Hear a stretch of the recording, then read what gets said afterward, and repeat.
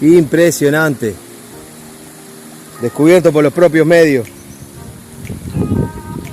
Y era grande nomás, tenía razón. Le falta agua, pero es impresionante.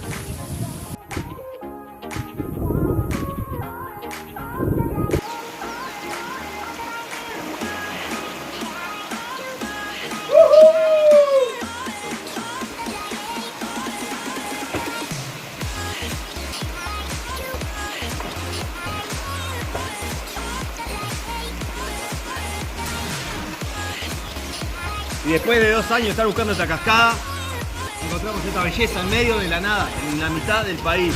Impresionante, la verdad, estos paisajes ocultos de Uruguay. Impresionante, le falta algo de agua, pero impresionante, la verdad. Vamos a volver a ir. Vamos a volver a venir. Dios quiere.